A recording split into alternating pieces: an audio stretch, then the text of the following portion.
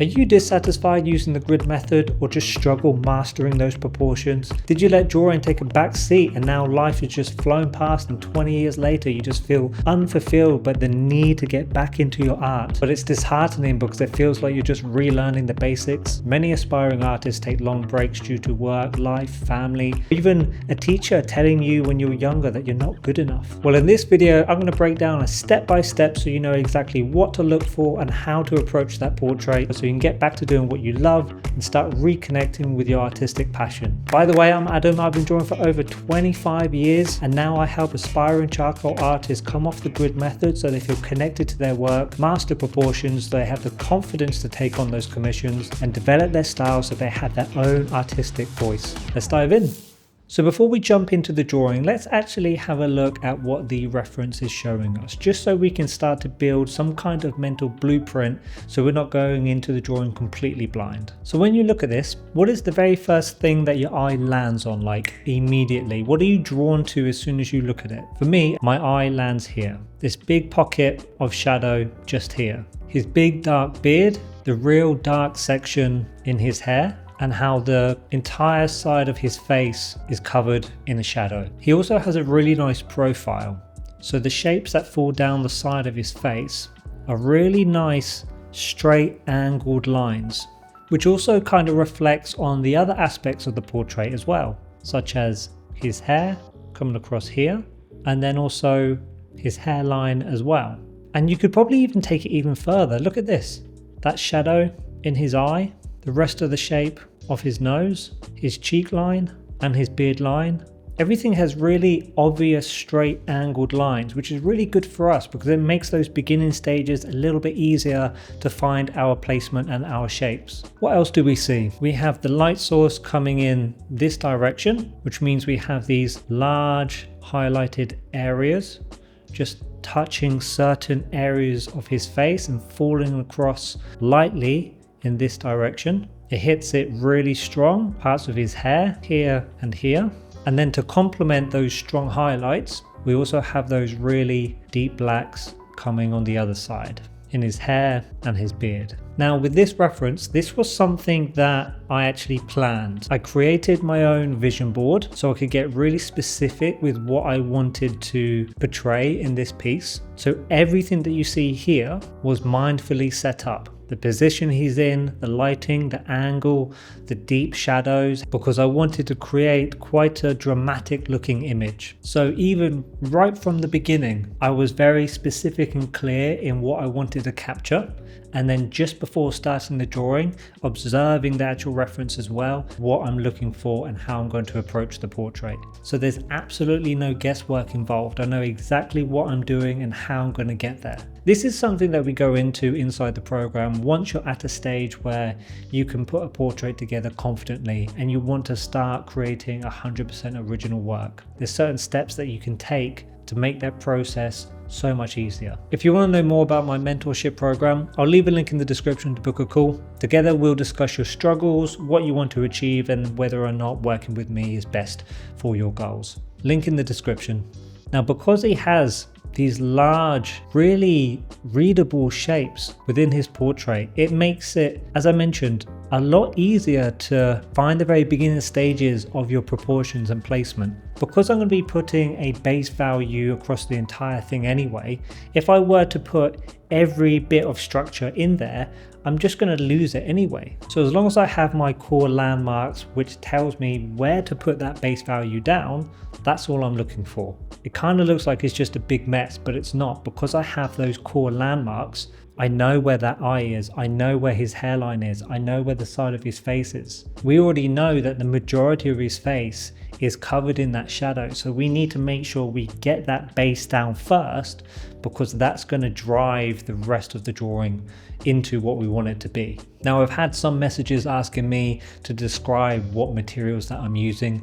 So this right here, this is just a charcoal sock that I've made. It's just a piece of fabric with a bit of fluff in it, and then I've poured some charcoal powder into it, balled it up, and then I tap it onto my paper. And it's really good because it gives a very organic feel to the drawing, but it also makes the process a lot easier as well because it's very efficient and it gives very clean base values that you can put through. Now, because this reference is quite dramatic looking and it has these big shadows falling across his face, the process of the drawing is quite simple, to be honest with you.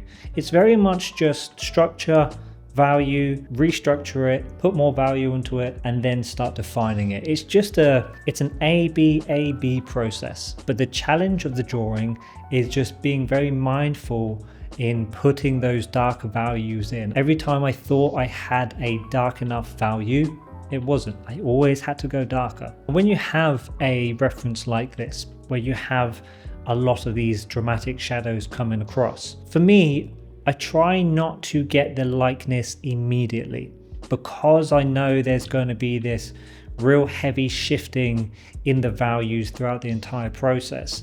It's better to aim for that likeness at the very end and just make sure that your values and the shadows and the readability of everything is making progress, because that is the driving force of the drawing.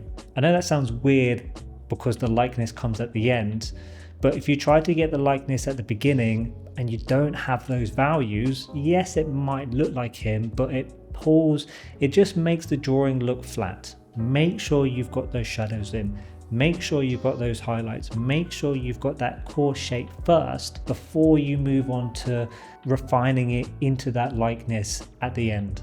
Now, this is the stage of the drawing where it's almost like a checkpoint. We have our overall look and composition. We have all the necessary framework and values. Everything is balanced with everything. We've got the darker section at the bottom here, which is balanced with the lighter section that comes across his head. We've got a nice bit of checkerboard lighting coming through the side of his face. So we've got a darker area in the background, followed by the light area in his forehead, the darker area in the back of his hair, and then the lighter area of the background. So now everything is working in unison. It's not just a portrait with a background, it's the entire piece working together. This is where the life really is brought into the drawing. I'm going to start putting those deeper, rich, dark values into the portrait. Everything starts from this eye as well.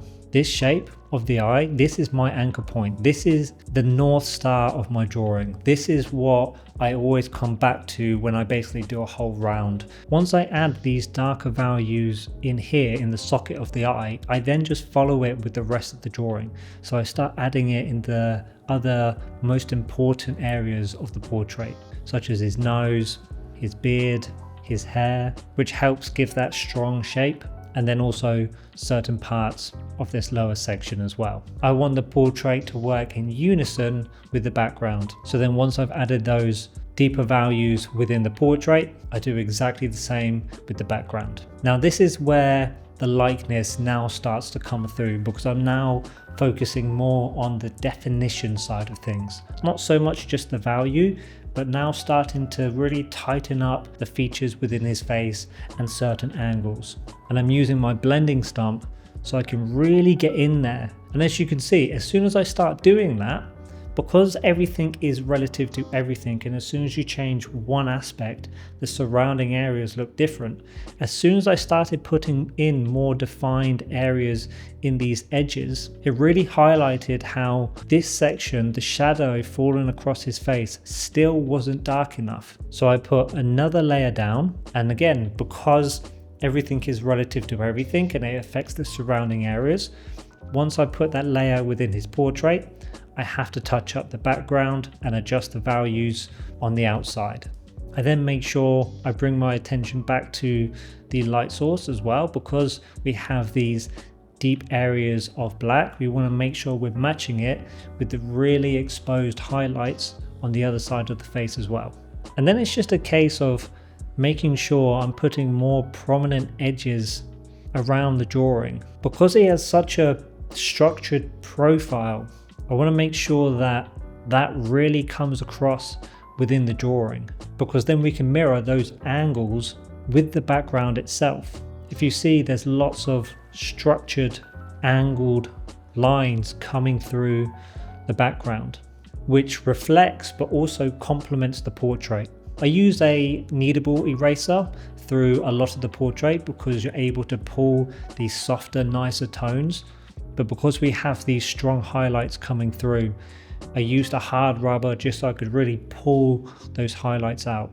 This one for me was a really fun piece because I had an idea and I went through the complete process of putting it together, from creating a vision board, planning my shoot, knowing exactly what kind of mood I wanted to capture within the photo, the exact style that I wanted to put within the drawing. There was absolutely no guesswork and I created the exact piece that I wanted to. I appreciate it. I'll see you in the next one.